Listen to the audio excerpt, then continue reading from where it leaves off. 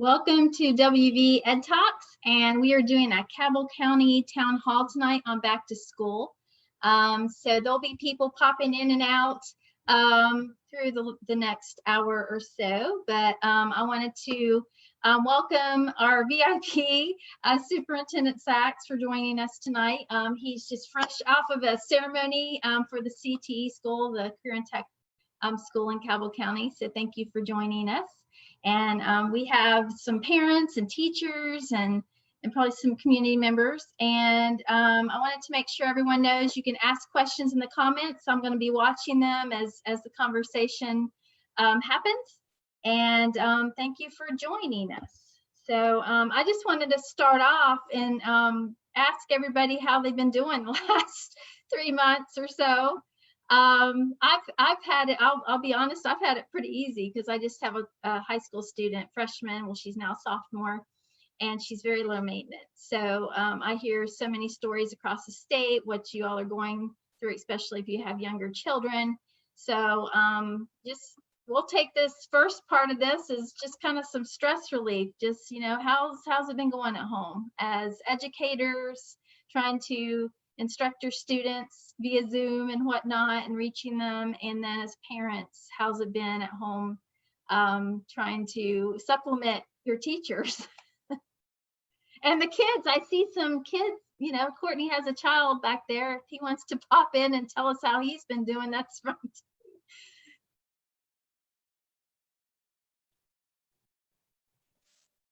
Everybody's gonna be shy. Unmute yourself, make sure you unmute yourself.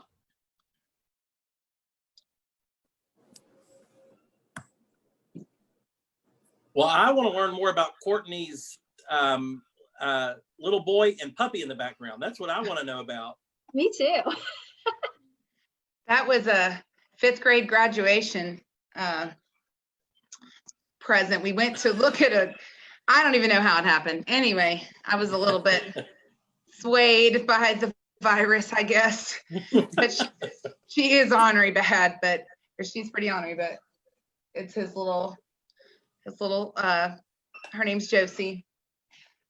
Well, Josie sure is cute. I'm sure that it provided the much needed stress relief during this time too. So yeah, Jenny, I'll say that I have a unique perspective, I think. Well, there's lots of teachers or parents, you know, having 3 children at 3 different levels. My children are in pre-K and in second, just finished pre-K, just finished second, and just finished 5th grade.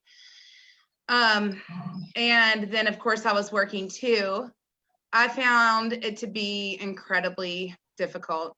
You know, it's a weird position because, well, I would have told you maybe 2 weeks ago that I felt gung-ho to go back. And then 2 weeks ago, my family had a direct brush with COVID.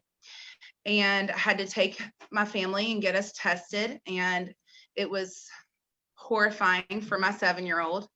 Thankfully, we were not impacted this time. But it just kind of like opened my eyes about it opened my eyes about the person that I am and about how many people that I see. And I thought, how am I going to do this? So I just wondered, that was my main question, exposure, is the plan that, what do you do with groups when they get exposed, with a class, with a teacher, that, because I know that their recommendation is 14 days, but how would that work? So that's the part that is really hard. But then I also see this other side where the last 2 days, my middle 2 children have fought me back and just begged for friends. I mean, mental health, beg for friends. And since we had that brush, which was, really shocking because it found us in our front yard, literally. So we have not gone to dinner. You know, I could go on about the levels of careful that we've been. And it doesn't matter. I mean, it does, but I don't know. So I guess that's my number one thing is like, because I'm willing, I know we're essential and I'm willing to take a risk for my students. I love them. I know that some kids haven't been worked with, and when we go back with, it'll be 18 weeks, you know, so I'm fully aware of that too. I guess my thing is like, I don't know, I wish in like a perfect world, I wish we could make a plan to say, okay, we're going to quarantine the city of Huntington for 5 days. Then we're going to test every family, every child, and every person associated with the school system. And then we can come back, and then we'll, you know, periodically keep a hold of it. Cause at least then, I mean, that's my only thought that could be like, give you the feeling of safety. Otherwise, then you're just, well, then you're walking around like you have no clue who does. I don't know. That's my take. I'm sorry to dump that, but that's really why I jumped on, is because I'm really so unsure. Yeah. Well, and especially the last few weeks where it seems like the state's opening up more and a lot more confidence is happening. We don't hear a lot about the cases like you're talking about. Someone was going to say something. Hi, Jenny, it's me. I'm from Kanawha County. I didn't get to come to your all statewide one, so I jumped in on this one. Thank you all for letting me let me come in. I am kind of like she is. I am an autism mentor for Kanawha County Schools, and I work with special needs children. So I'm unsure like she is. I understand. I want to be there for my kids, and I get it. But I have children that will run.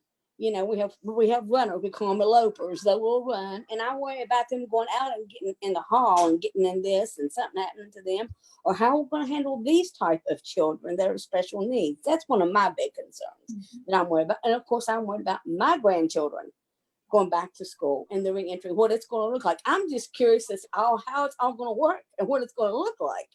So I get what she's saying. Yeah. I'm done. Yeah, and there's, you know, on both sides of that, what the special needs teachers are worried about, as well as the special need, you know, parents of special needs students. So yeah, that's totally a big concern that I mean, I've heard of personally, talking to parents and teachers, and you know, and I wanted to say that, you know, the state, when they, you know, put together their advisory council with there's 9 focus groups. I'm pretty sure most of you have seen the graphic. Special education was actually, they felt it was important enough to be its own bucket or its own topic, which is a good thing.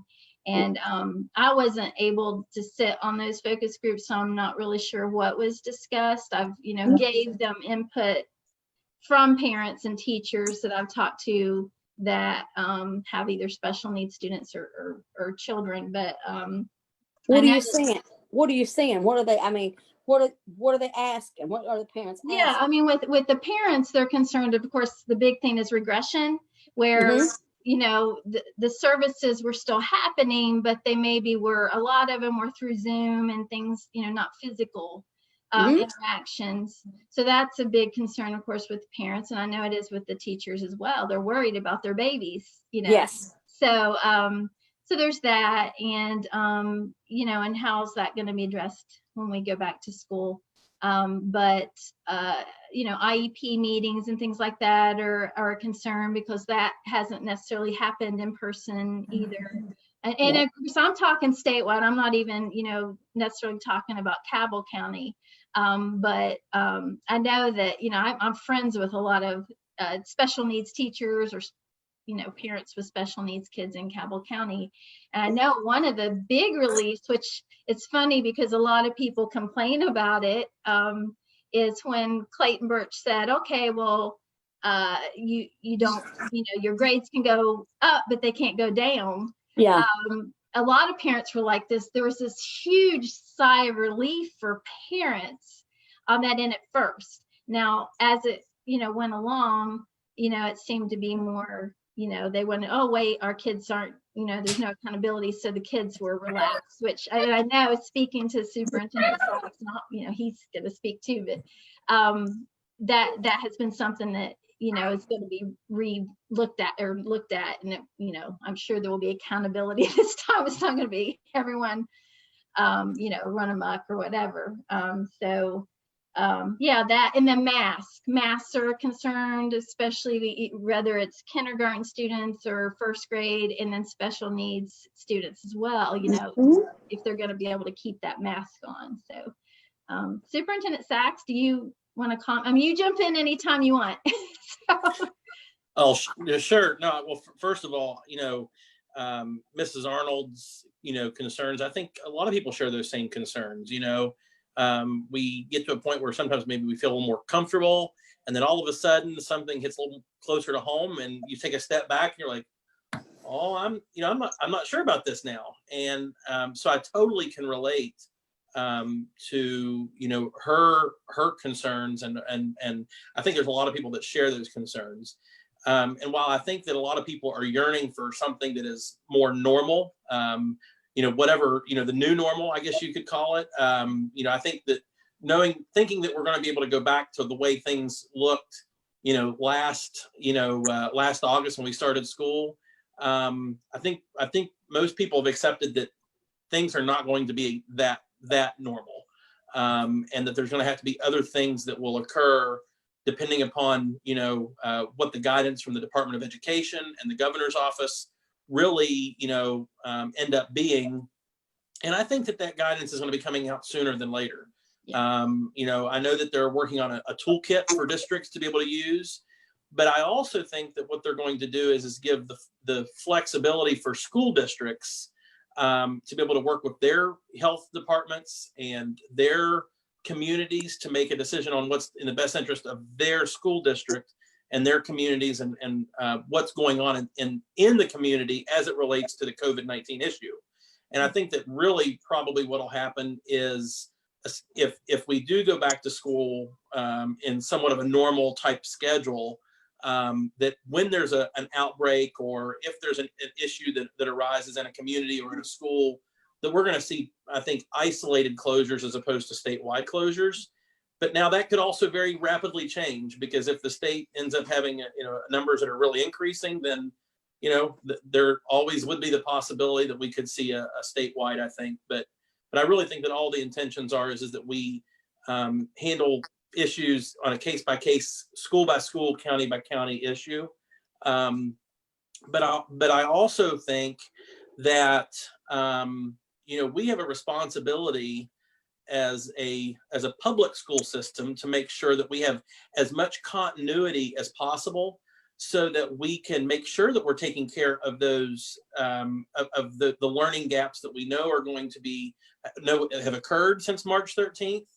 But also, you know, with the summer slide, it only exasperates that. And I think that, you know, as we look at, you know, we had talked about grading, and, you know, what happens when a student or an employee, you know, is exhibiting symptoms or they test positive, you know, what are the precautions? I wish that I had all the answers for that right now. But I think that we're getting a better handle on what the guidance may end up being. What I can tell you though is, you know, for my core, I think what it's going to be highly dependent upon is we have to be flexible. We have to be flexible for our students, our staff members, our parents, and that's really going to take everybody really, you know, I think, being on the same page and understanding that flexibility is important. And I think that when it comes to attendance, when it comes to even grading for students that may have to go to remote learning for whatever reason, because let's say that they are having to stay in quarantine for 14 days or for, you know, 10 school days, because it's inclusive of 2 weekends, obviously. You know, being flexible with how maybe they're counted absent, or are they counted, are they not counted absent? Maybe they can be counted as still learning if they're able to automatically move to remote learning for that short period of time. I think that whatever scenario we establish, I think virtual learning through our virtual school in Cabell County is going to be an important component, because I think we want to make sure that we provide options to our parents and that comes back to that flexibility component. We want to make sure that we're giving people options for how learning should take place for their children as well. And so those type of decisions really are going to continue to be fleshed out. I know we have a task force that has been formed, and I'm really looking forward to speaking with, of course, this forum here is obviously extremely helpful. And then we take this information and we move it to the task force information. We're going to have a special board workshop where we can bring all this information to the board so that people can also share their opinions with the board, so that we can formulate the best decision for Cabell County in accordance with what the state is going to have from the Department of Education and the governor's office. And so that we can have a unified plan that is, I think, flexible and gives parents and families options. One of the questions that just came through is asking about the survey that we just took. How will it be shared? Will it be just shared with the task force, I guess, as the discussion happens, or will it be shared to the public? How will that? Yeah, the survey will be shared with the public. But what we will do is we will want to wait until the board workshop to share that with the public, so that the board has an opportunity to really absorb the information that they're seeing. And then again, once they have that information, they receive guidance from the task force. And then after the task force provides some guidance, and then of course the board gives their blessing as to what the opening of school will look like, then we want to be able to share all the information as to how we've arrived at the different scenarios or the different options that we're going to formulate for our families and for our employees. And then one of the things you were talking about was virtual school, which I talked to you, I think, a couple weeks ago, because I wasn't familiar with it. It just hasn't been something I personally have done. And so I talked to you a little bit, and, we're kind of ahead of the game, is what you were saying, because we've already done that. So we've been through that first round or whatever. And I don't know, through legislation, I did have the opportunity to actually talk to the Department of Ed and kind of have them walk me through some of it today. And one of the things that had changed last year was, of course, all counties have to have that virtual option. West Virginia School, 6th through 12th grade. So that's getting in place now. And then I asked them, the difference between remote and virtual, because there is a West Virginia virtual school, which, it's what I'm speaking of now. Our county, do we offer 1st through 5th grade? Not yet, but we do fully anticipate that that's going to be something that we will need to offer. Yeah. We basically in Cabell 2 years ago, we piloted our first virtual school program for high school students, and that went well. I think at that time, I don't know the exact number, but I want to say it was less than 20 students that participated in that full-time virtual school. Then last year we had a few more, and we also opened up the pilot to middle school. So, and we didn't have very many middle school students last year, but it did give us an idea of certain logistics that we need to make sure we work out. And of course, as we transition to possibly elementary school, we know that there's going to be some other things that we'll need to work out. But the good thing is that the Department of Ed has really been working on the best practices for really that K-5 virtual school option.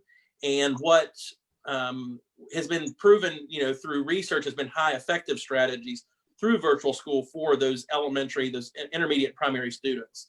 And I think that that's one of those things that people, for me even, was, how do you do that for a first grader? That could be very complicated and very, how does that impact the role of the parent at home also? Because it's not like having, a junior in an advanced placement English class that's virtual.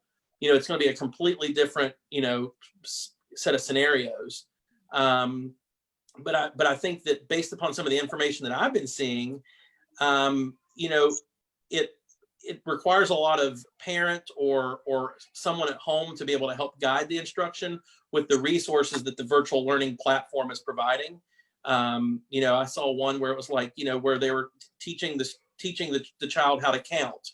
And so today the number that they were working on was for their math lesson was 3s. So one of the lessons was go outside and find 3 leaves and then come back at this time. And we're going to do a little virtual presentation with your 3 leaves, and you're going to help count, So there were some, interesting strategies, I think, to engage the younger learners.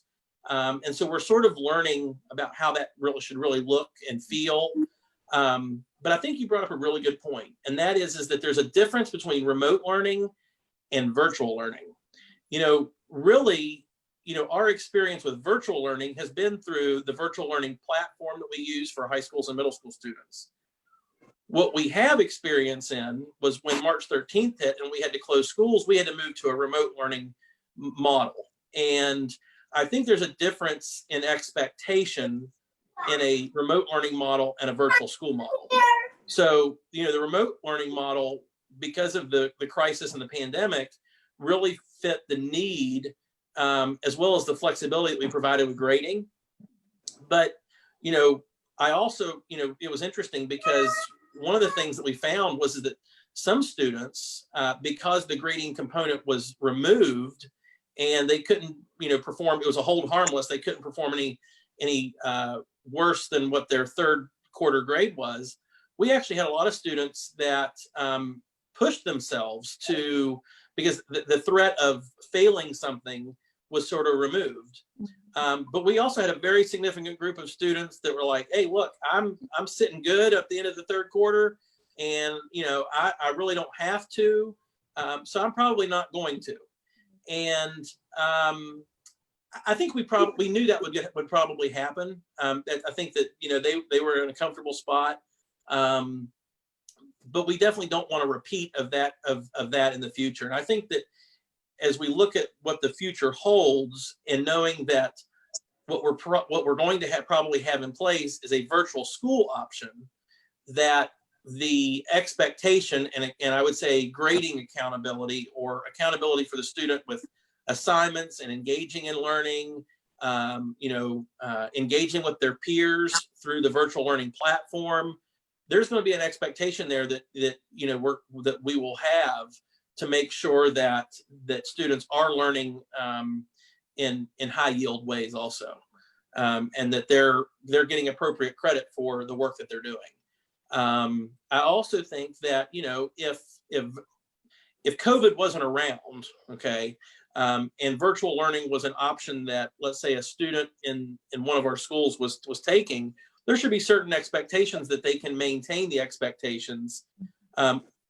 Because if they're not able to, then I think it requires probably more one-on-one engagement with their instructor. So it may mean that they wouldn't be able to complete virtual school in that setting. They may need to come back to the school. Now, I think in this situation with COVID, it really exacerbates the issues that we would have to face. But we want to make sure that if students are choosing a virtual school option, that there's an expectation for learning and engagement in the class material and learning that information, because that's one of the most important things that we do. We want to make sure that our students are being prepared with the skills necessary for them to be successful, and whether that be mastering the standards that are in an English class or a social studies class or 3rd grade or 4th grade. We want to be able to continue to build that foundation so they can show success well beyond this COVID-19 issue, because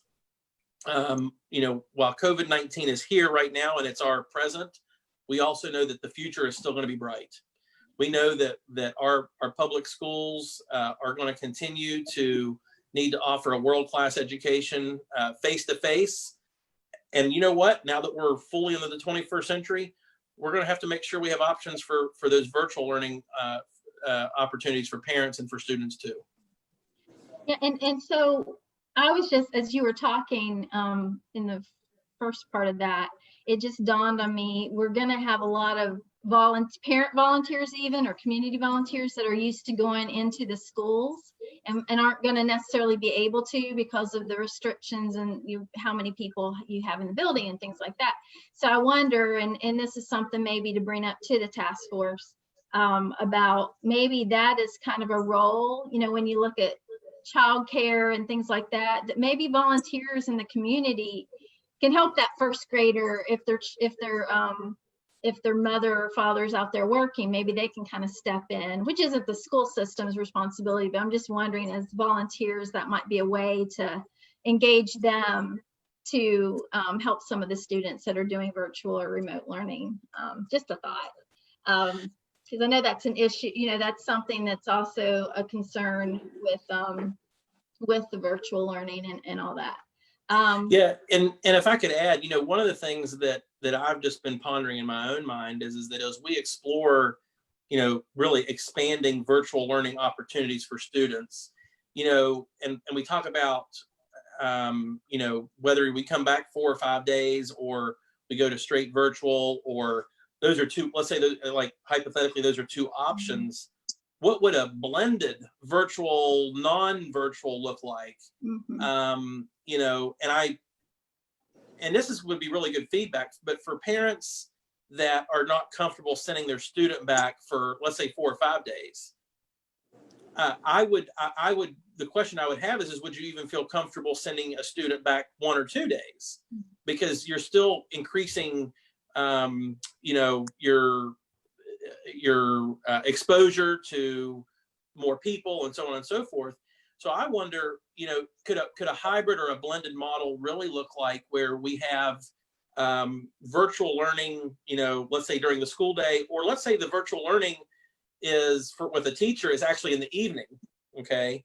And that there are certain times per week, or once a week, or every other week, I don't know what that would look like, where there would be a time that the parent and the child could come in to the school, where there would be an instructor that would be able to sit down with them and help them, let's say, with some of the strategies that maybe they've been struggling with. Mm-hmm. So there's still that face-to-face opportunity, but it's in a much more, I would say, a smaller setting, where there's not as many people around. You can really maximize social distancing, and maybe it's at a specific site or what have you, but they would have scheduled times where they come in to get that extra face-to-face hands-on instruction, but it wouldn't be every single day, because the gap every single day would be the lessons in the virtual school opportunities that are in that class. I don't know if that makes sense. That's just sort of my brainstorming thing. Like, hypothetically, how would that work? Right.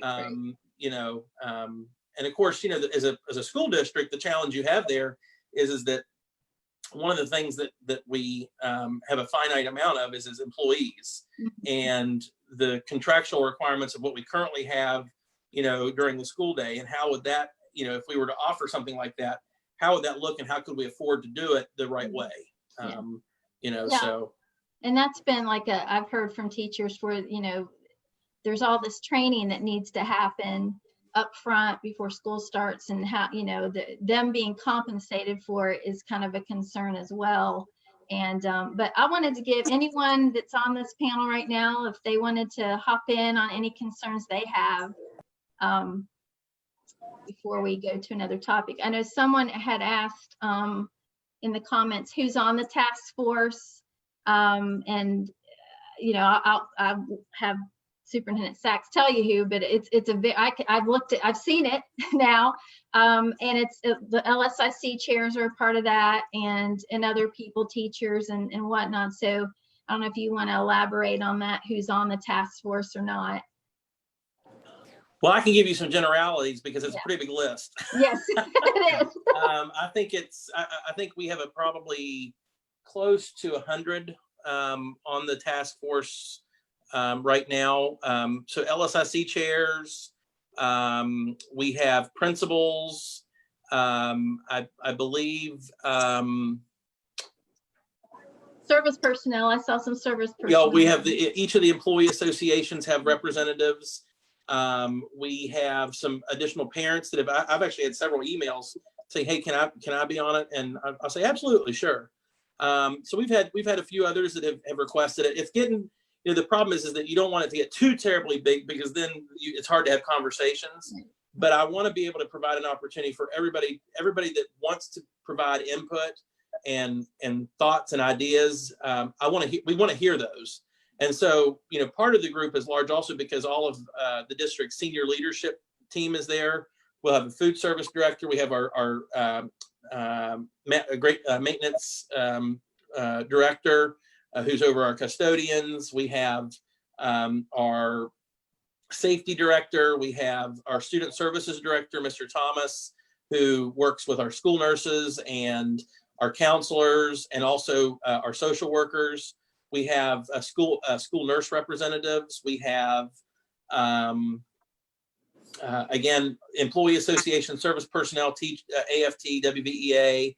I know that I saw the list. We have several teachers at different programmatic levels on the list as well. So I really do. We have some students. We also have some students that are also on the task force. I meet. Well, up until school ended, I was meeting weekly with a student advisory committee that has been formed that I meet with basically once or twice a year. And we actually ramped it up because it was able to, have weekly conversations with the students and hear how things were going. And actually, I think Ms. Anderson, you actually interviewed a couple students, and I really enjoyed it because I learned that they had a routine where they would get up in the morning and they would exercise together, and then they basically stayed on Zoom the whole day following their classes, even for lunch. Yeah. And I thought, that was how they handled the new normal. And I really appreciated that because I think that everybody tries to find their own way to do it. And so I really appreciated that. But hearing from the students as to, what was working for them through the remote learning, what wasn't, one of the things that we just did is that we have made a commitment to be one-to-one next year. So regardless of whether students are in the building or they're virtual learning or what have you, every single student will have a device, and that device will follow them. So as a first grader, it'll follow them until they're fifth grader. Sixth grader, it'll follow them until they're an eighth grader. And then high school students, when they get a MacBook Air as a freshman, then they'll have it all the way to as a senior. And the great thing is that they'll have the option to purchase that device at the end of their senior year at the wholesale cost. Because what we will do is that we have a plan to make sure that every year we're doing a device refresh at the elementary level, the middle school level, and the high school level. So we always have the relevant and up-to-date technology so that students have those things at their fingertips. And when we were sort of exploring what devices do students prefer, they were a major factor in which direction we went. We even actually gave some of the sample devices to them to play with, and they were like, no, we like this, or no, this will work. And so they were part of the decision-making process, and I was very proud of the work that they did on that. Jazz, you have your hand up. Hello, everybody. Hello. So going along, I'm sorry, introduce myself. My name is Jazz Schrader. I am a Cabell County substitute teacher, and I have a service dog. He's in my picture, Hiru. So he goes with me every day. So going along with what Mrs. Arnold said regarding like if a teacher is exposed or a classroom is exposed and how that would look like, I fear how I would play a role as a substitute teacher where, I'm not to, boast, but I am pretty popular. So I literally can go to a different school every single day, all the way from Milton, middle schools, all the way to high schools. You name it, I can literally in a 14 or in a 10-day, pay period, I could be in 10 different schools. I struggle to see how I would play a part, in not taking, like COVID, let's be honest, I would be a walking COVID case or experiment in my eyes. How I don't know if you guys have anything in place, or maybe if the task force has even visited that of how the substitute teachers are going to be handled. I don't know if I would just be referred to like a service personnel head, if there is anything in place already. And I had mentioned to Mrs. Anderson, I do have a long-term sub position now starting in the school year for maternity leave. And her and I have gotten together and we've kind of gone through just different scenarios as if it was virtual learning, how that would look like, what access I would have as a substitute teacher, or what I wouldn't have. And obviously, you know, getting a new full classroom. I'm aware that I believe one of the options would be that teachers would go from classroom to classroom. Like, how would that look like? And again, Mr. Saxe, you said that obviously you don't have all the answers, but if that was something that maybe you could bring up to keep us in mind. I mean, just the fact that, you know, I am afraid of going to school that first day. And, you know, if we are going to be, you know, face to face, you know, how does that going to look like? As long as I'm in one school, I don't think my fears would be as bad. But I think that if I go as the traditional, as I've always been, that is, I worry for the students as well as the staff, as well as everybody that I'm exposing, you know, just a day to day. I mean, I, you know, if I'm at Huntington High, I'm 1,200 students, and then I go to Milton Middle the next day and expose them. Like, I don't know. Like, I guess I struggle with that. Is that a good question? I think it's an excellent question. You know, I think it's an excellent question. You know, I think that part of, you know, as it relates to how substitutes will, you know, the plan for calling out subs, because we know that we're going to have that problem. You know, and I actually think that we'll probably see increased absences because, again, we want to make sure that we're being as flexible as possible, not just for our students, but, you know, we have to be able to have reasonable accommodations for our staff as well. And, you know, whether or not it's that, you know, certain substitutes may, you know, be selected, you know, try to be called out for specific schools in a series for a series of days before they go to a different school. Obviously, long-term, you know, situations are much more, you know, easy to handle because you're with that same group of students. But to say that we actually have guidance on that, we don't. But I think it brings up a very good question that I know that Mr. Hardesty, who is our assistant superintendent of employee relations and district support, he oversees the professional preparation office as well as the service personnel office, and making sure that they're coming up with those plans as to how we will do call outs for substitutes for service and for teachers is something they're actively trying to work on and research as to what best practice could we employ there. And then, of course, you know, when we have our internal meetings, is saying, okay, hypothetically, what would this look like? How would this work? So that when we talk about it during the task force, we sort of know what's plausible, what's not. But we're engaging with the health department in all of those conversations. And when we'll bring up a scenario and say, okay, well, how will this work? And they'll say, well, you know, this is going to be something that you're going to need to think about. And, you know, we're not the education experts, we're the health experts. And all we can tell you is what would be, you know, advantageous or what would probably be not advisable. And that's an exact example of what we would talk about with them to receive guidance. What I think they would say is that if you are practicing some of the guidance that they've already suggested with face masks, frequent hand washing, you know, wearing a face mask when you're in an area where you can't have at least 6 feet of distance, and you're doing frequent hand washing, that you really decrease your exposure vulnerability quite significantly. And so I think as a substitute, maybe that's going to be one of the things that we have to really learn, or one of the things we'll really have to strategize is as to how to make sure that our substitutes are following those expected protocols as much as possible, so that not only are they protecting themselves, but they're protecting others if they're going to other school buildings and other classes. You know, and I think that the other guidance that I think I foresee as it relates especially to elementary, is that that core group of students in first, second, third, fourth really will not be moving about as much. We're thinking, it's probably going to look like breakfast in the classroom, perhaps lunch in the classroom for especially our K2, because especially for our 3 through 5, because you can just imagine how hard it would be for a little first grader or kindergartner to go all the way to the cafeteria and bring their lunch with soup, down the hallway. But when we've even had those conversations, it's like, well, what about when they're done eating? We're gonna have to order, how many 55-gallon trash cans on rollers to go to the classrooms to be able to empty their food trays. That was something that was like, whoa, how do we handle that?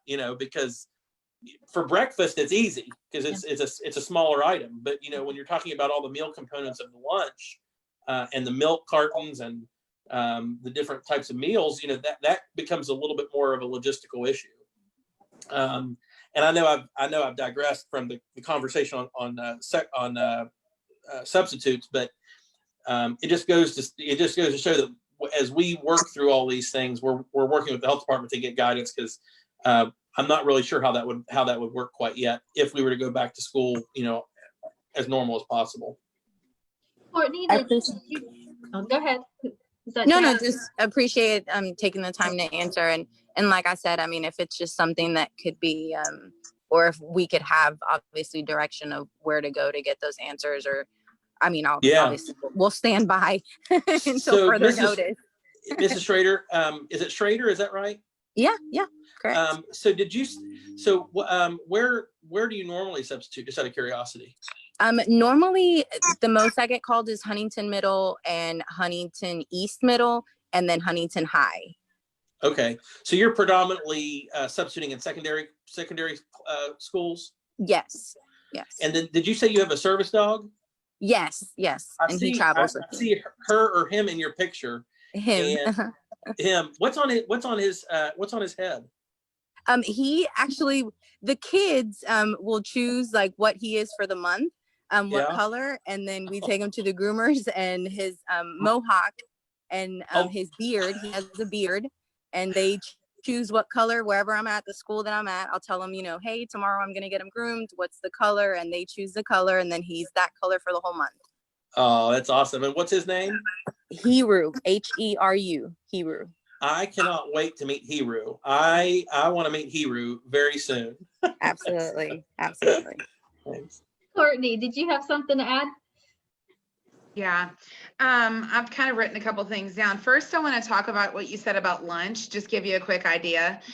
When I worked at Spring Hill, Miss Bailey had each grade level eat lunch, and what they did was, I don't know how, you could ask her the schedule, but one grade level at a time, and they all sat on one side of the table. Truly a genius thing for social distancing, and she didn't even, her only intent was just to give them time to eat their lunch. I think it was like exactly 25 minutes, but they would start eating like 10 something, and it didn't end until like 12:30. I don't know, but I definitely check with her, because they did use the lunchroom, and it would, to me, be a very safe avenue if you were going to, I mean, it would be the whole grade level, but it's spread out. Yeah, it's actually, you bring up a really good point, because one of the pieces of information that I am seeing in a lot of guidance as it relates to reopening schools, not just, listen, I'm a researcher.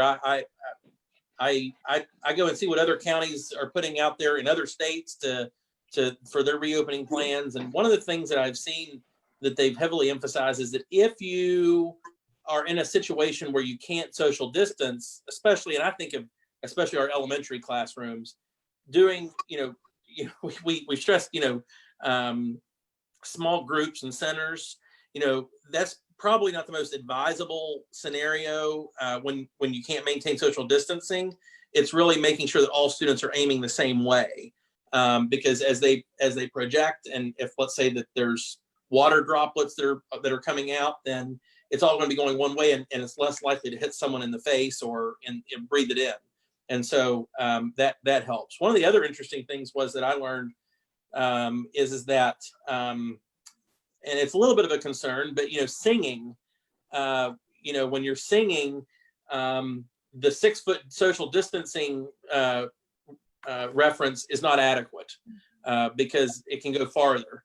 And so that's going to be something we're seriously going to have to consider. How do we handle that? In the fall, I don't think it's going to be as much of an issue because maybe we can go outside and sing. When the winter months when it gets a little colder, it might be a little more difficult.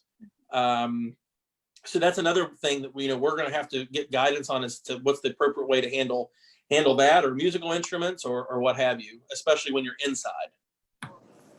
Yeah, and I wanted to, since you brought that up, I mean, I know a lot of concerns have been, is there going to still be music and art and PE, and I'm sure that will continue in Cabell County before anyone hits the panic button. I mean, on a state level, I hear about it a lot. I'm sorry, what was that, Jenny? I was just saying that, people have been concerned leading up to what's going to happen, if PE and art, music are still going to happen. And I know that it is. Oh, absolutely.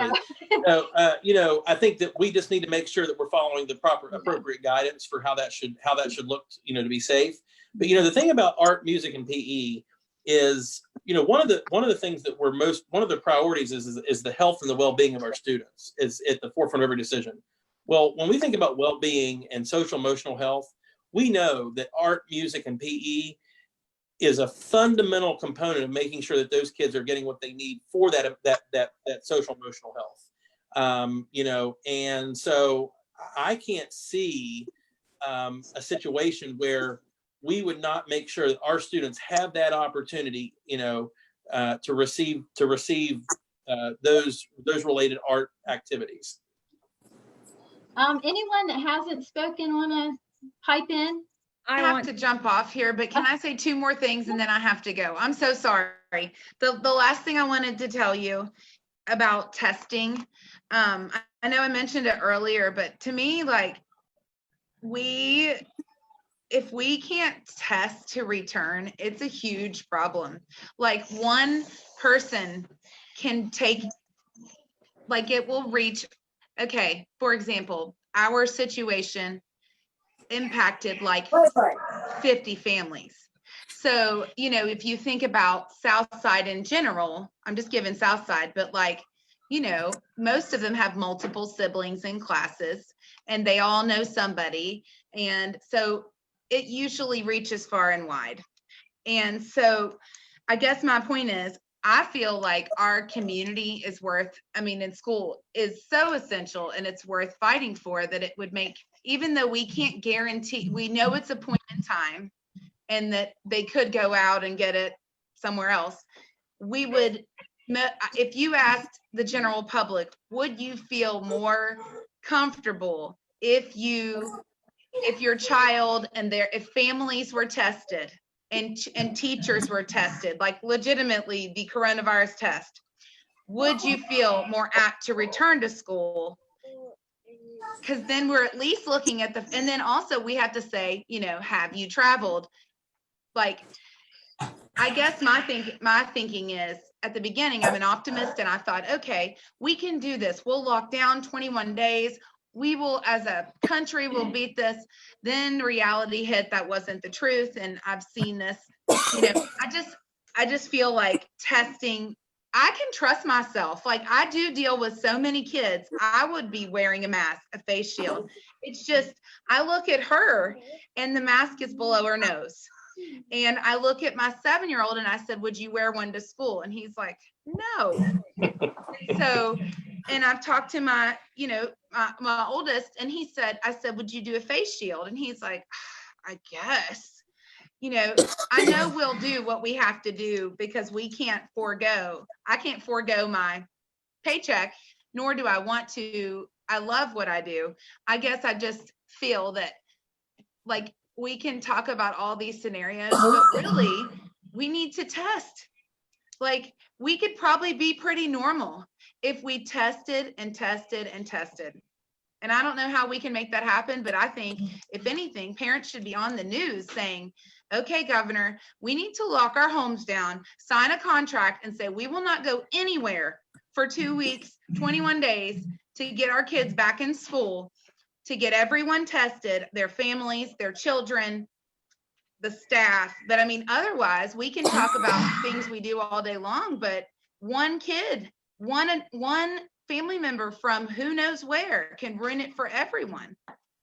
And that's the part that's really, it's just like, and honestly, singing is just the smallest problem of this. Like, they're all loud talkers. They roll on the carpet, they touch each other. Like, I'm at least comforted by the fact that I've read data too, a ton. And the one thing that kept me a little sane at the beginning of this was that it is truly not as normal for children under 10 to get this. However, they do. And the first person in the first grade class that says so-and-so has COVID, then people are going to lose it. And so, I mean, it is so different when it tangles your family up. And I swear to you, I was irate over people in May saying we can't go back in the fall. Like, but now I had this perspective of, okay, I just really believe that I can do this, but we have to fight to quarantine and test before we return. Well, and I think the other thing, Courtney, is that we need to make sure we have protocols in place that for people who have, let's say, traveled, I'm hesitant to say the hot spots, because I think that can really be tricky as to saying, singling out one person because you've been to a hot spot and another one, not another. But if you've been, outside the state, a certain distance or what have you, that coming back, we're not going to be able to come back to school until, 14 days has passed. But here's what we're going to do in the meantime. We're still going to provide you instructional materials and resources. And maybe it's that remote learning or virtual learning through whatever resource that we establish, so that you can make sure that you're not coming back into our population if you have had an increased chance of exposure because you've left this area. But I totally agree with everything that you're saying as it relates to, it'd be great to be able to have a barometer at the beginning to say, okay, you are cleared, you're good. Now be smart and don't mess up. Well, I know that you can pick it up again, but I do think that we would, if we did wide scale required community, no, you cannot come back until you are tested. It's going to look really different. Like, people will be identified, then they will be contact traced. And then, like, they were able to contact trace the people that we know, and all of that to be able to mitigate. And I just feel like, if we could truly, if we could do it this way, it would probably be much more likely that school could look a lot more normal. And instead of just having to assume that everybody has it and that we're teaching them to be like, I can't touch you, hug you. I mean, I was thinking about the liability. I'm a hugger. I love people, and especially love children. And, the liability of, oh, well, what if I touched his shoulder? Like, it is foreign to not touch in school. Yeah. So I don't know. I mean, I'm not saying we will do anything we're told to do, but at the same time, I promise you, if we form as a community this, hey, you want your kids in school, you have to do these things. Like, it's not just the teachers that can give you COVID, and I really do think if we just focus on our little two cities of Huntington and Barboursville and what we do and what our people do, then it'll look, I think we could get on top of it for our area, at least maybe that's being optimistic, but I want to go, and I want it to be as close to normal. And I feel like the only way we can do that is through like testing, contact tracing, and staying home for, right before we start. Yeah. And I think that, and I think it's a really good point. And, I think, depending upon the resources that the health department's able to provide, and what they feel that we can do, and in order to get, kids and employees back safely, that may be an option that we definitely have to consider. And I know we've heard it. I mean, it's been one of the discussion points that even the Department of Ed has been throwing around. Do we do this? Is this in the best interest? It's like face masks. That's another big one. Are we going to require face masks? And a conversation I was having with someone the other day, there is no scenario where we talk about face masks being required that it's not going to be seen as something that could be punitive. Because the first person that chooses not to, whether that's an employee or a student, or what happens if they're getting on the bus and they're not, what do you do? How do you handle that to where you can handle that constructively? And I'm not saying that that's not what's going to happen. I'm just saying that we've got to be able to figure out what happens when it's not followed. And well, and the of course, moment they're given to us, with the little ones? How do you have the little ones with the masks at all times too? So, well, the shields are probably good to do for them. I've been looking at that, but the moment they become ours, the liability is on us too. mhm. Like they may love us, but if you give them COVID, you're not going to be like, they're going to look at you differently. And that's the thing. Like, I love these kids as much as I love my own children. So if anything, that was what haunted me when I came home right on March 13th. I thought, oh my gosh, what if we gave this to kids? Like, I mean, I spent 2 weeks just thinking, oh man, and I'm sure that's everybody. But anyway, I know that is something. I also, I just feel like I think that I do have an idea I'm going to email to you about specialists, a different thing to reduce the amount of children you see. But I just think that we could, that testing is just the bottom line.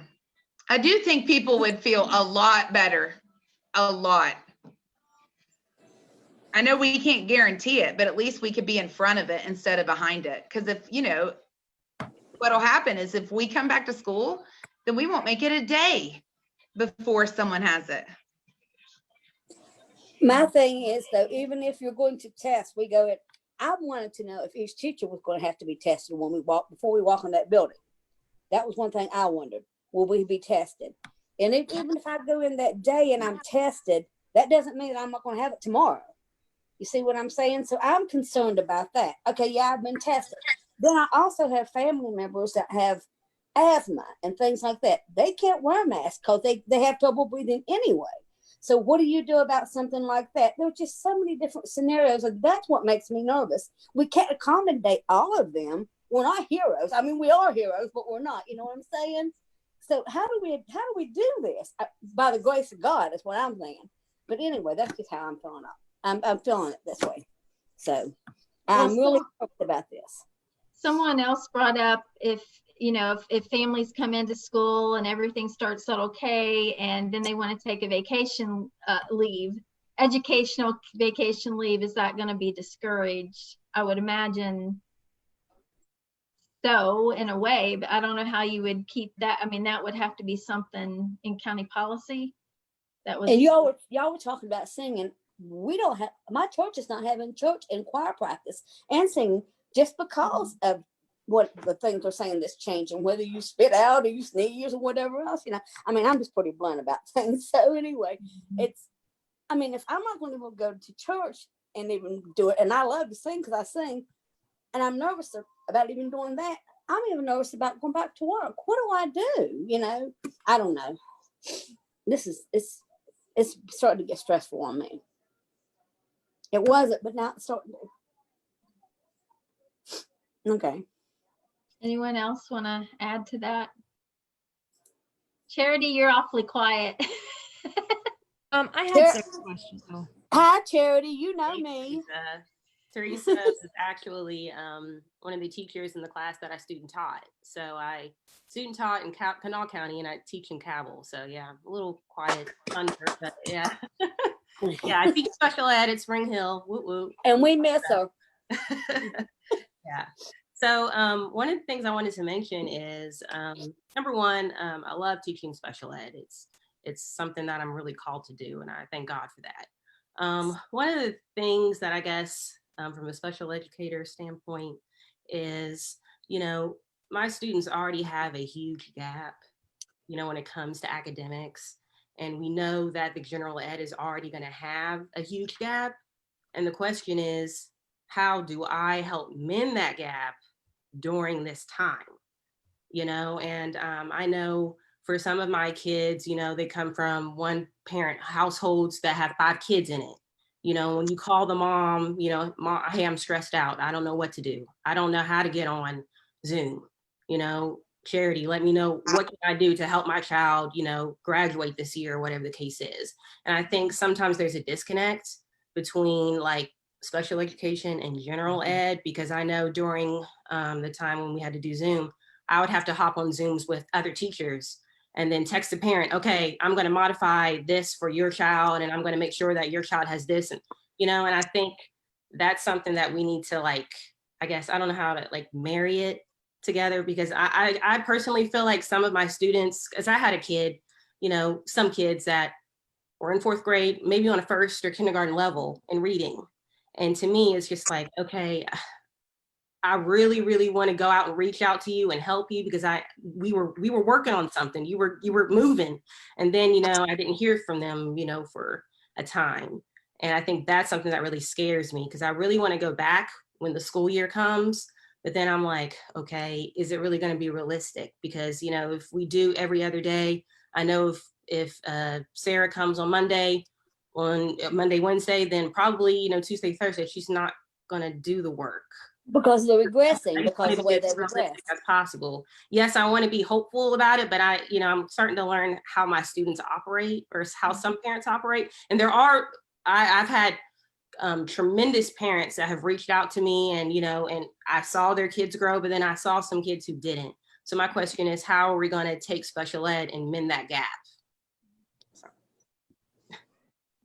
Well, I was going to ask first if there is a special education teacher on the task force. I know I saw a parent that has a child with special needs, but just wanted to bring that up.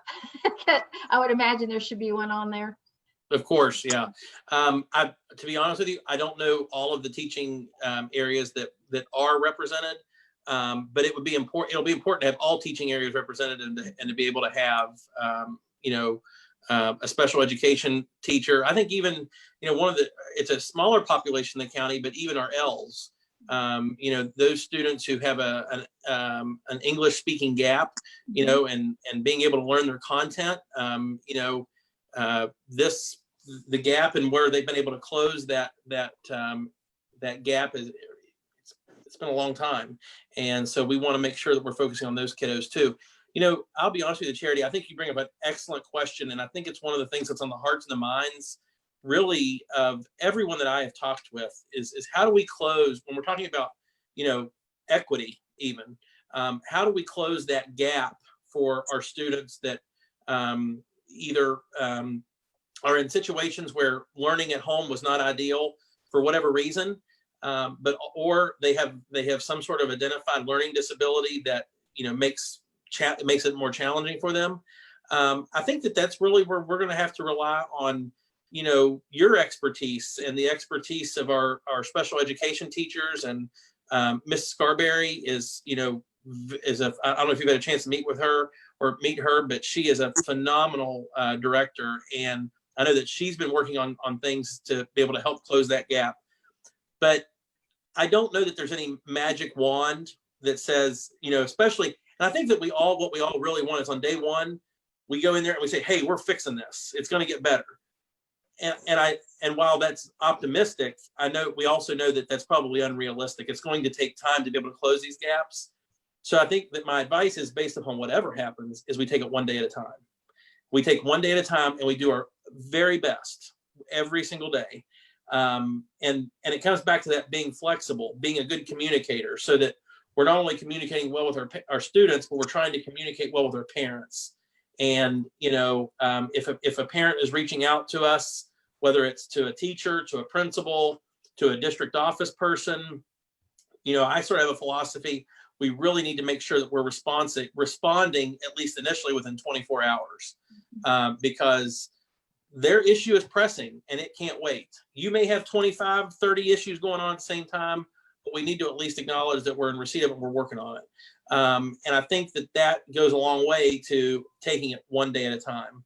And so I definitely appreciate where your concerns lie, because I share those same concerns, and I know a lot of other people do as well. But I think it's just going to be, we're going to take it one day at a time. We're going to make mistakes, but we're going to learn from those mistakes, and we're going to try to do better each day as well. So, and by the way, I know that we had talked about hugging earlier, Miss Arnold, and I saw on Facebook that Miss Clement, Miss TC, was talking about her hugs and stuff, and I want her to know that I'm going to be upset that I'm not going to be able to hug her at the beginning of the school year too. So, actually, speaking of that, there was one other thing that I saw.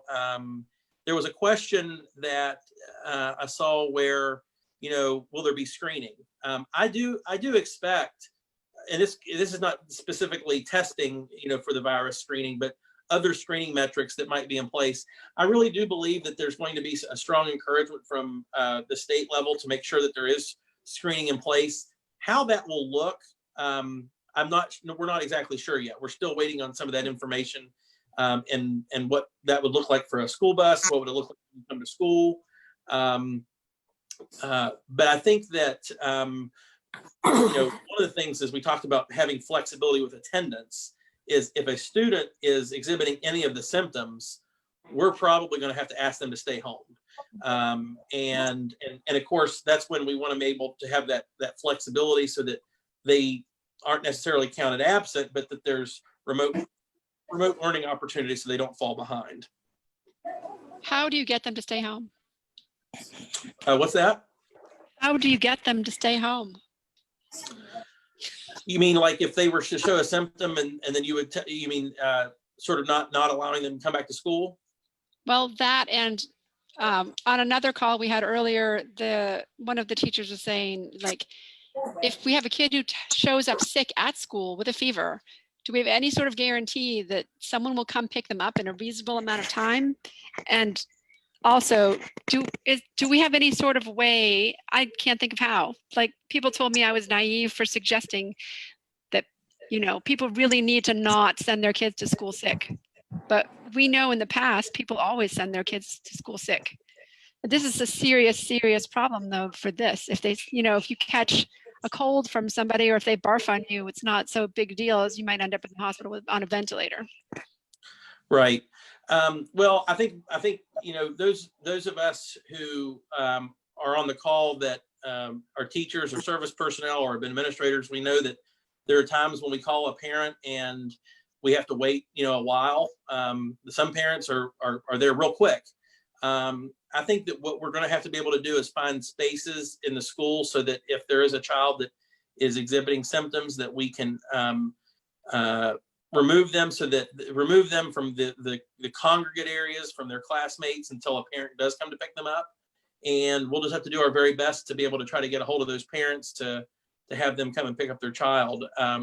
As it relates to requiring them to stay home, you know, I think that's where we're going to have to fall into the guidance of what the health department tells us to do, and the guidance that they give us as to what would be required in order to limit exposure. But by still providing them resources for learning, then you know, I think that's going to go a long way in making sure that we're still meeting the needs of the student. It may not be in an ideal situation, but it's in the safest way possible, not only for that student but for the other children as well. But you know, I think that it's a difficult question with a difficult answer, and I don't know that we have all the specifics worked out as to how that would work. Okay, thanks. I have some questions as a parent. So I have a child who just finished 5th grade and a child who just finished 8th grade. And one of the things that I noticed, well, first off, I'm really glad to hear that you're not planning on cutting any related arts, because from an emotional perspective, that is what got both of them through remote learning. They waited, watched, and looked for their art assignment every single day. And that was what they structured all of their learning around. But also, a lot of the successes of remote learning happened because those teachers had had my kids in class for months prior to moving to remote learning. My kids aren't even going to be in the same school as they were in last year. One's moving up to middle and one's moving up to high school. And I'm curious what sort of professional development you're giving teachers this summer to help them prepare to actually build relationships with the students and between the students when they may not have much or any in-person time to start developing those so that they get to know the kids as learners and things like this. Because I'm really concerned, there was not much connection between the kids even once class stopped, so like my daughter would sit on Zoom calls, but the kids weren't talking with each other, for example. Same thing with my son's 8th grade classes. So I guess that's a concern I have when I'm thinking about them sitting in front of computers for the bulk of their education coming this fall. Is that, Ms. Neese, is just a clarifying question. With your 2 children, do you anticipate if school was to open up, let's say under a 4 or 5 day model, that you would choose virtual learning instead, or do you think that you would be comfortable sending your child to school? Realistically, I will be teaching in-person classes at Marshall in the fall, so they will probably be in person at school if we have that option. Oh, okay. And the reason I was asking is that I think that you're exactly right. I think one of the reasons for those families that have had positive experiences with the remote learning that took place after March 13th, I think that what helped establish the success is the relationship between student and teacher, and to some extent even the teacher and the parent. I think that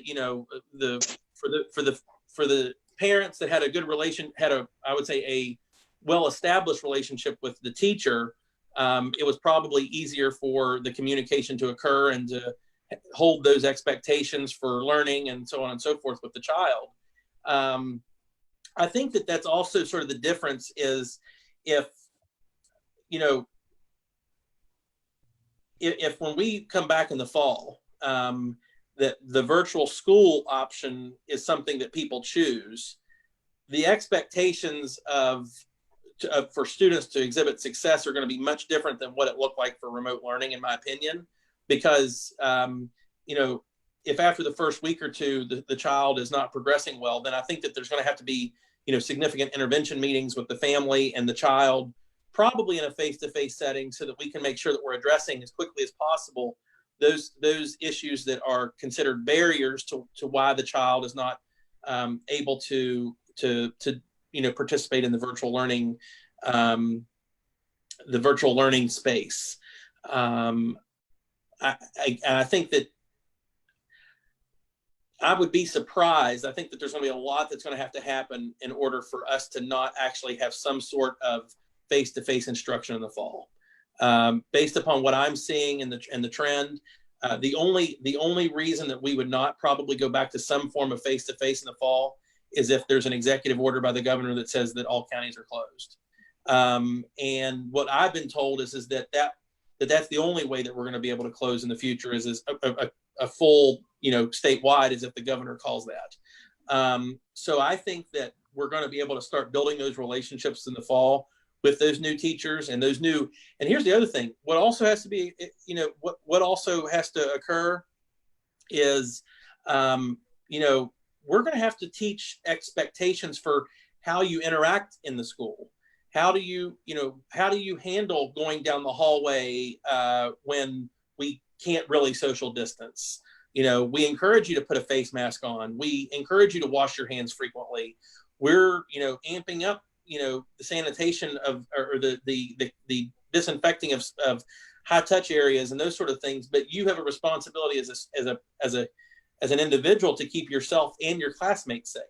And these are the things. So we're going to have to continue to teach and reteach those expected behaviors in order to keep themselves safe based upon the CDC guidelines.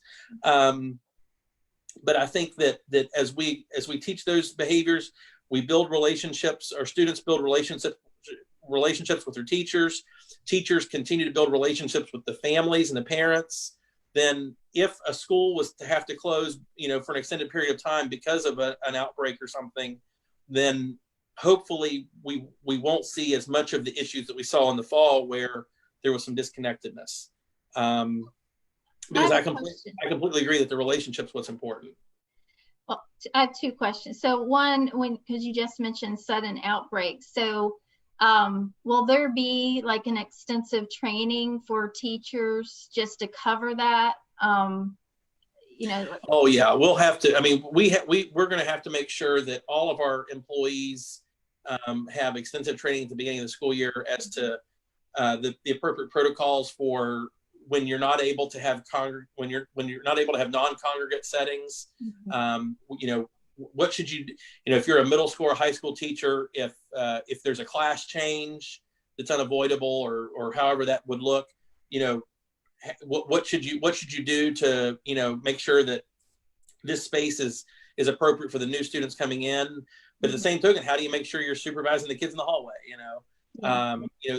There's all sorts of challenges there, and so that's where we're going to rely heavily on our school nurses. We're going to rely heavily on the health department to be able to give us the guidance to be able to have that appropriate professional development for all of our employees.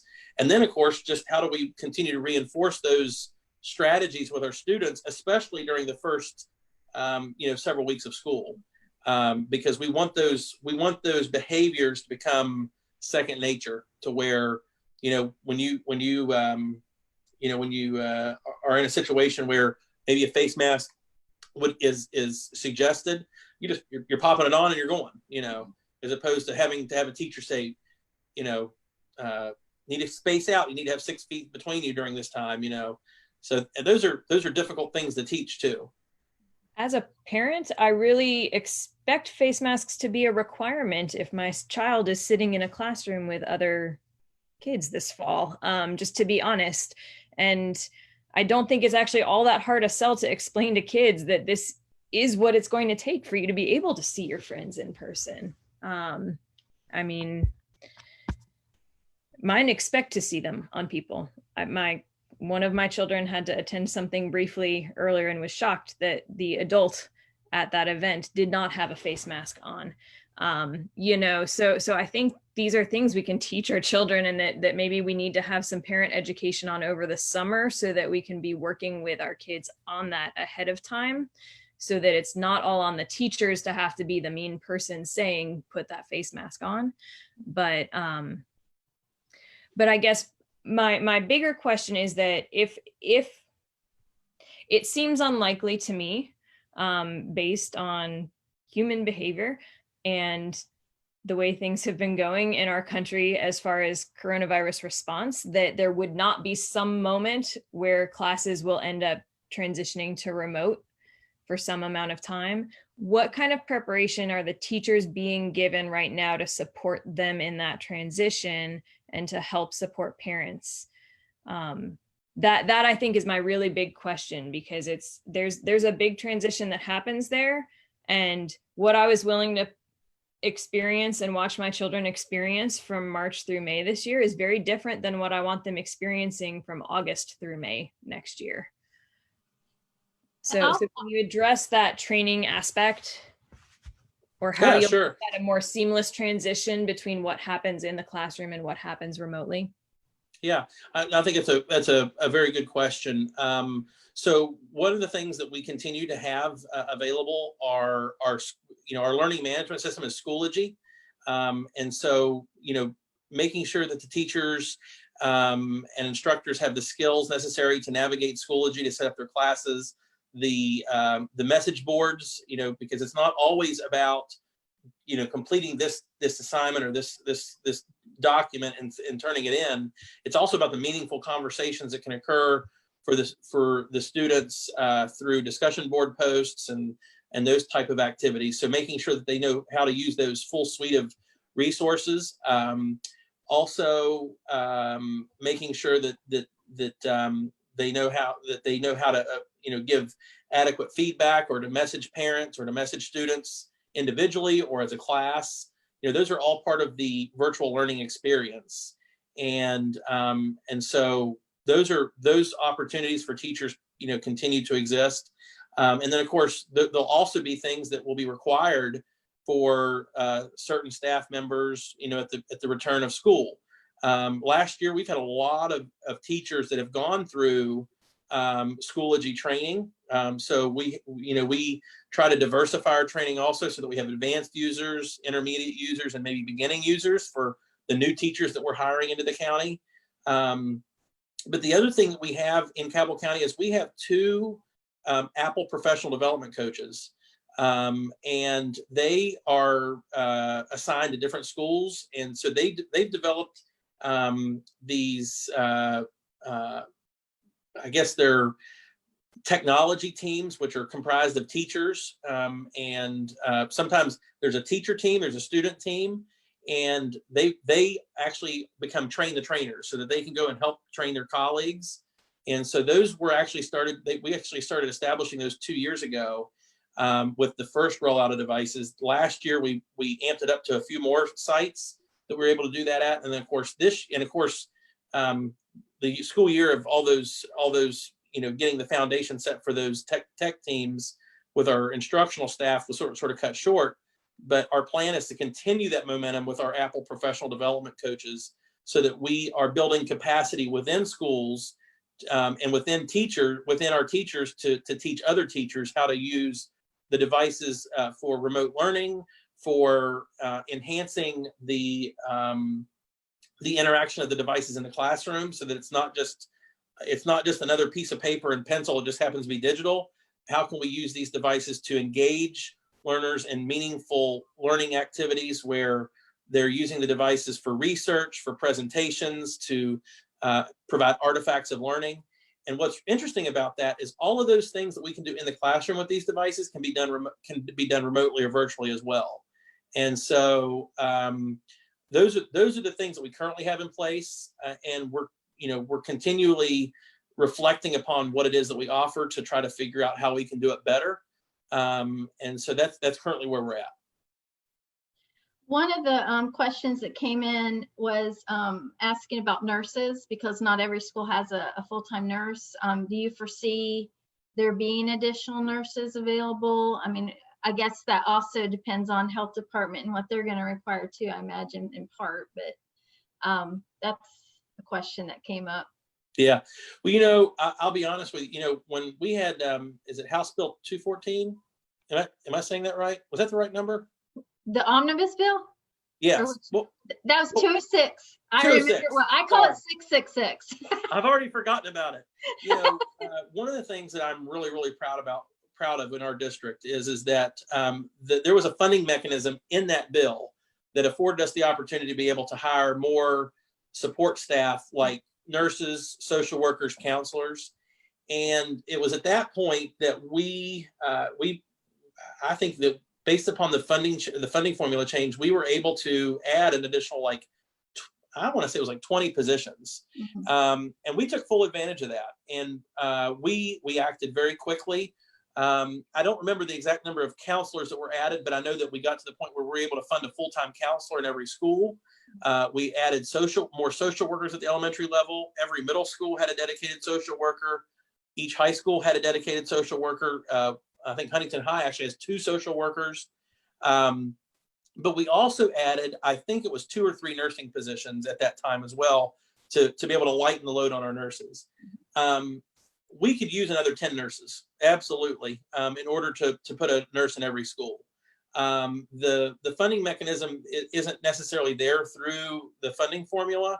And so what I will tell you, though, is that we recognize the need, and my team is actually looking at ways that we will be able to, we're looking at different options for us to be able to try to meet that charge.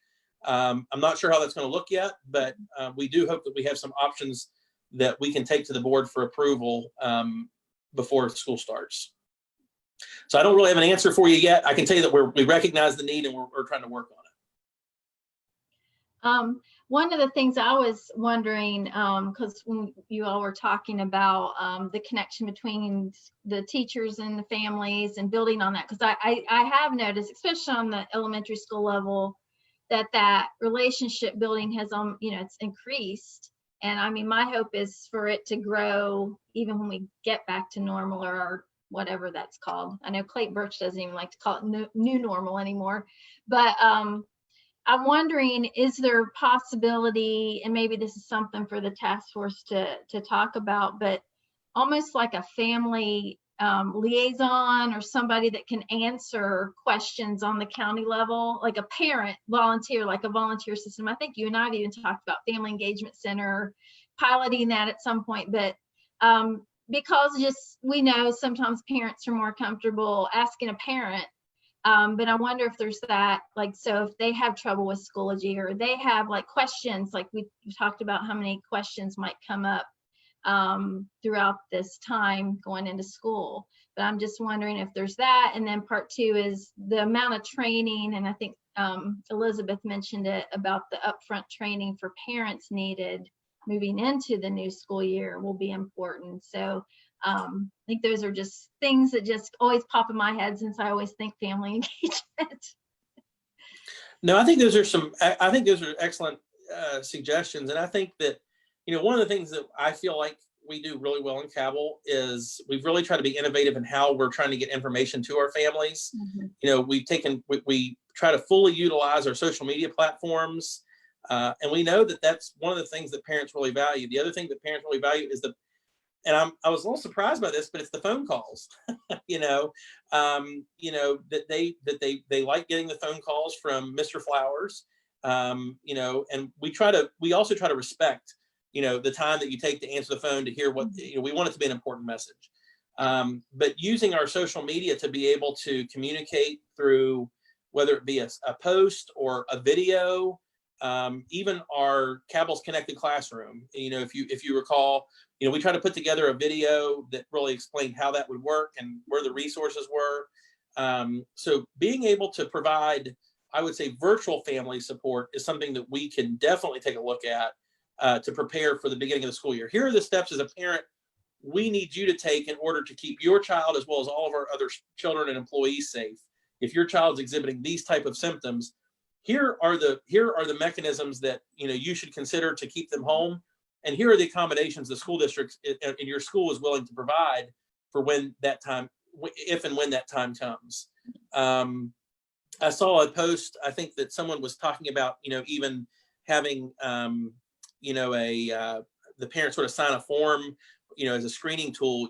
I could see that happening, where if there's daily screening or what have you, that if there's a form that's been signed that says, hey, they're not, my child's not exhibiting any of these symptoms, then okay, you're good, and then the ones that haven't, maybe we have to screen them in some way. And of course, that's just a hypothetical. I don't know how that would look or how that would work, but that's what we'll work with the health department on. That's what we'll receive guidance from the Department of Education on as to how we should proceed in order to keep our kids and our employees safe. Did I answer? I don't know if I answered the first question, Ms. Anderson. Can you repeat that? Was just almost like if there be like an opportunity, because I think I mentioned before, there's going to be all these parent volunteers that are going to probably want something to do because they won't be able to necessarily do volunteer work in the school in the traditional way, but just kind of utilizing them almost to get phone calls or whatever. Maybe there could be a training or a vetting of that, since they still have to go have their background check and things like that anyway, using that same system. But it might be something to think about on how to use those parents that want to help but aren't going to be able to get into the school building necessarily. Right.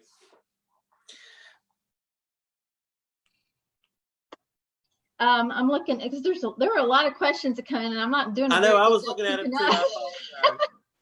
I saw TC, Miss TC. She said that we've got to mask up and hug. So I saw that. Yeah. I'll be ready.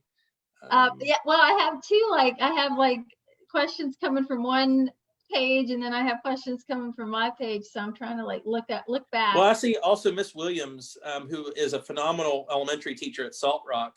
I saw she commented, and she brings up a really good point is that we do have sysops in our schools as it relates to that technology and the training. Those are really our experts when it comes to, the technical issues that we have, but also they become the experts in how we can handle our platforms and how we can, best do some virtual learning opportunities. And so I think she hit the nail on the head that we do have plenty of resources. We just need to make sure that those resources are aligned appropriately and that people know how to access them. Right. Yeah. See, Charity's still here. Do you have anything else to comment on? I keep picking on you, Charity. I know you and Grace were going back and forth talking about training, because I think that seems to be a concern.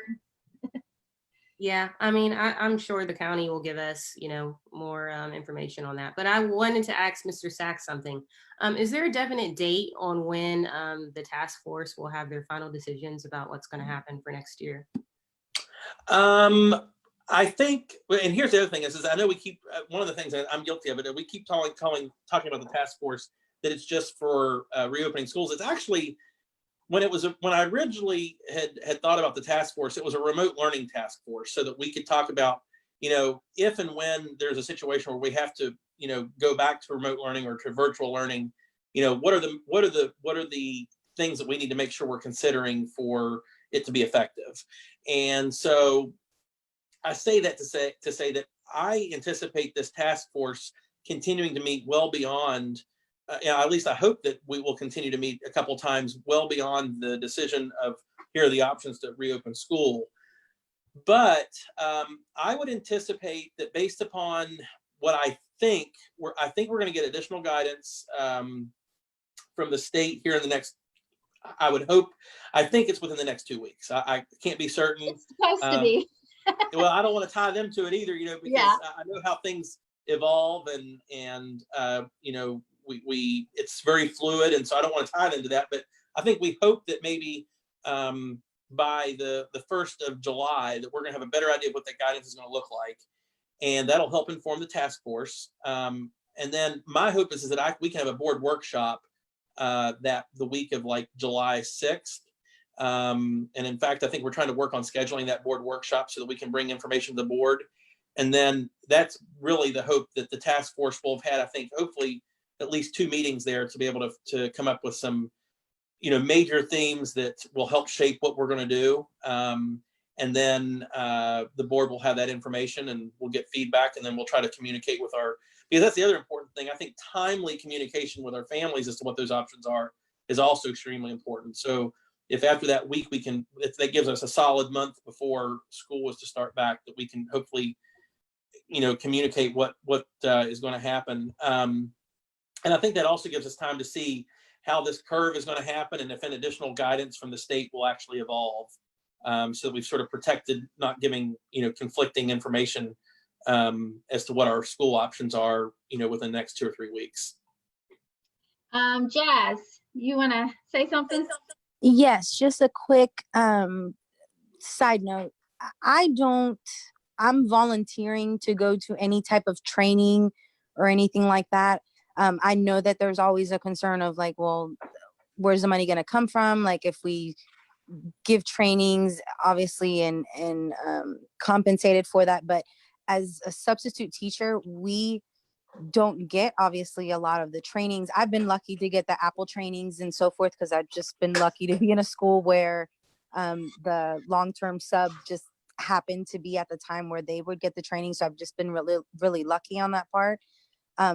But please, I mean, if there's any way that we can, for those of, obviously, if they want to get compensated and just don't want to go, obviously we're substitute teachers, that's fine. But for some of us that just really would want to voluntarily go and get these trainings with the teachers, if we could be invited and we could be a part of it, because I mean, it wouldn't hurt. It's not gonna, and again, I'm volunteering my time. I don't care to be compensated for it, but I want to have as many tools and resources as I can to be successful as a substitute teacher in Cabell County with this, with COVID going on. I just would hate to miss out because we're not in the immediate personnel, contract personnel, if that makes sense. Yeah, I couldn't agree more. And I think that's a reasonable request. And I think that, especially if you're in a long-term position, I would think that you should have been included in those communications. But I'll definitely take that back to my team as we continue to make our plans, see what we can do. Awesome. Thank you so much. Yes, ma'am. There was a question on one of these threads about testing, how that might look. And I know there's probably, you got nothing right now, right? I know that the state hasn't given guidance on that, and they've talked about it in their focus meetings, what testing might look like next year, where we got a waiver this year for like the, balanced, help me out, I want to say balanced scorecard, smarter balance test and all that. I know I've heard some, different options and things like that, but is that something you're concerned about as far as how schools are gonna, look as far as from the state level, or do you expect a lot more, a grace period like we've had kind of now? I think it's more of a teacher concern, to be honest with you.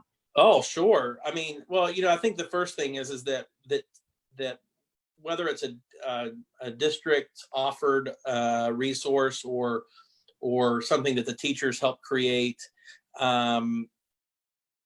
I think there's going to have to be some form of sort of a diagnostic at the beginning of the school year to say, okay, here's what kids know. Here's, right. Here's where they're at. So we know how we can design instruction to meet their needs, whether that be virtually or face-to-face. But as it relates to, I would say, statewide testing, I was honestly, I think that obviously because the schools were closed long-term, that was where we weren't required to have the test. But I think that, they had sort of waived it even before they knew if we were going to come back or not. Yeah.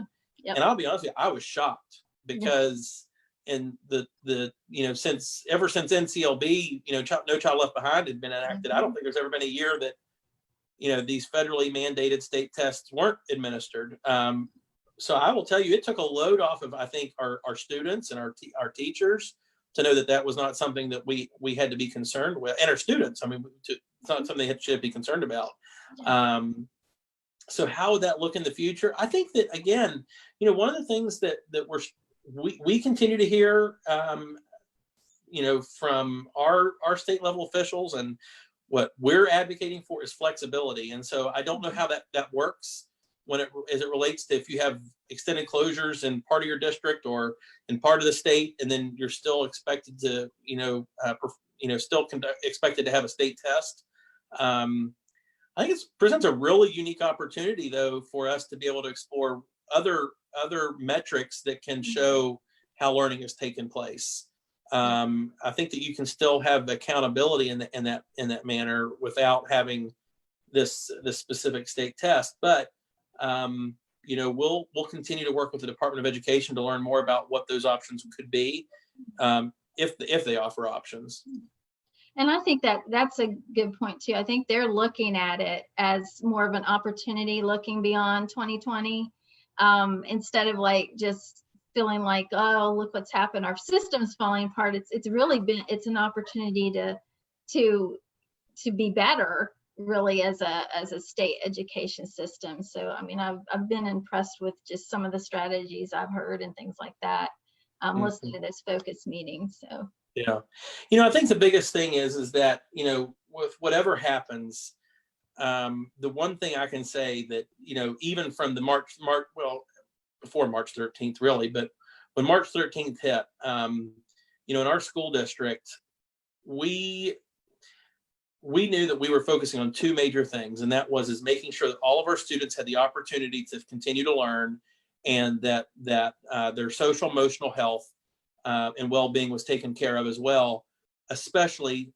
making sure that they had opportunities to get fed a nutritious meal. And I cannot say, I can't shout any louder as to how proud I am of all of our employees that stepped up to the plate, but our service personnel, our cooks, our bus drivers, our aides, the people who came in to help package the meals and get them delivered was truly inspiring. And the teachers that were providing online learning and having to shift, and as State Superintendent Birch likes to put it, they had to pivot, and they did. Man, they pivoted and they came up with these alternative learning assignments and things like that. It was all hands on deck. And I told the board last night, in Cabell County, every employee is absolutely essential. And the success of our school district is because of the people in Cabell County. It's because of our employees, it's because of our families, and it's because of our students. And I think that as we evolve and we continue to move down this uncharted territory, it's going to take us all working together. It's going to be being able to accept and receive feedback on the effectiveness of the plans that are made, knowing that we're going to make mistakes, but that we can do better. And taking that as an opportunity to continue to learn and to offer that world-class education is extremely important.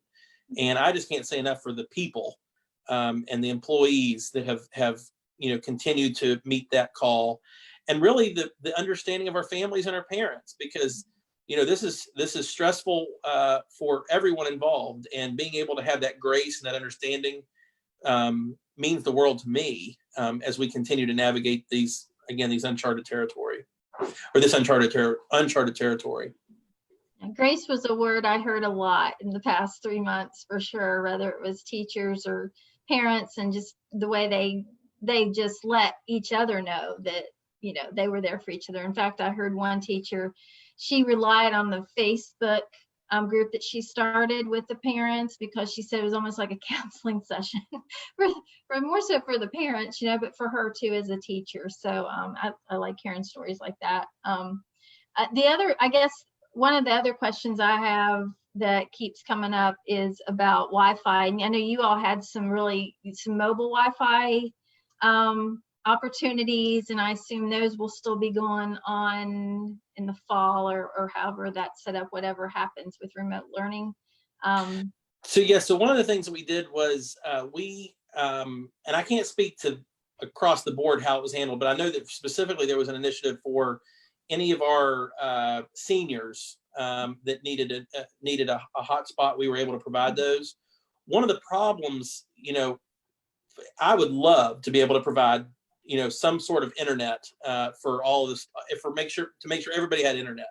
But even with like the hotspots, for example, we have a lot of children and students that live in the rural areas that do not receive cellular service, and the hotspots are not effective if you don't have they depend upon the cellular service. So if there's cell service and they don't have internet access, we can accommodate that. The problem is that we can't be equitable with those items, because again, there's areas of the county that they're just so rural that they don't have cell service. Actually, I say rural, but heavens, I'll be honest with you, my parents, they live 5 minutes from Route 60, and they don't have cell service. So I have this dream where I can get all of the big internet providers in the area together to come up with this articulation agreement to be able to provide low-cost internet service for students. But and that's something that I am going to continue to work on and try to make contact. We've been talking about it over the past several weeks as to what we can try to do. And I don't know that we have an answer, but I can tell you that we have some. I think that it is front and center with our elected leaders. They recognize now more than ever. I think they recognized it before. Yeah. But now, I think they recognize there is a need, but now they recognize there's an urgency. Yeah. And I don't lessen it to years ago when not everybody had power because the power poles didn't go out their road. I think that we're sort of in the same kind of issue. And I think we're gonna have a lot of people working on this issue together. And I can tell you that the school district, we're gonna try to turn over some leaves too to see what we can do. We probably won't have an answer immediately. Might not even have an answer within the next 6 months, but we're gonna work on it. Yeah. Things have certainly been amplified. But yeah, you're right. I think that they knew about it. Just, now it's just come to the surface, and there's more people that that they thought had that, and the Department of Ed has admitted that as well.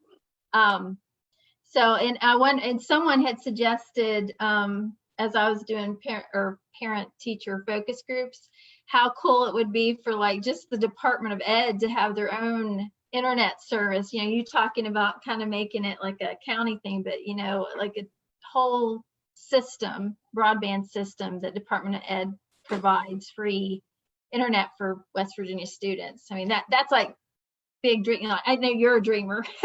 I'm a dreamer too. So I thought I that like was to really dream and think interesting outside the idea. box. Yeah. Anyone on the panel have any more thoughts or concerns or questions? We've got a few more minutes, but I'm not seeing a lot of questions, any more questions pop through. Anyone out there listening have any questions? I know there's a little bit of a delay. Is there a difference between virtual learning, homeschooling, and remote learning at the individual person level? I mean, I know that it's not the same, but this funding comes from different places, right? Mm-hmm. And then do we have if someone isn't sure, I don't have kids in school anymore. My kids are both in college, but if someone isn't sure if they want to be remote versus try school, can they go to school? We probably don't know. Can they go to school, and then if it doesn't go well, can they do remote learning with their regular class and their regular teacher, or do they have to switch to a virtual classroom through the state? Well, I think it really depends upon what the options end up being. So I'm going to answer you hypothetically, because I don't know what the guidance is going to be as to 4-day model, 5-day model. I think that virtual learning will always I think virtual learning is going to be the standard that we always offer, really probably from here on out. I think it's probably really changed what we do, but I think that personally speaking, I think the transition from face-to-face to virtual is a lot easier than virtual to face-to-face.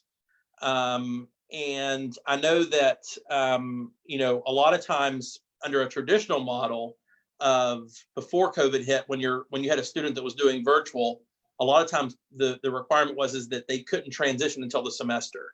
And a lot of times the reason is that you have difference in where they are virtually in grades, because a lot of times your virtual teacher will not be the same. I mean, really, right? The curriculum map doesn't match.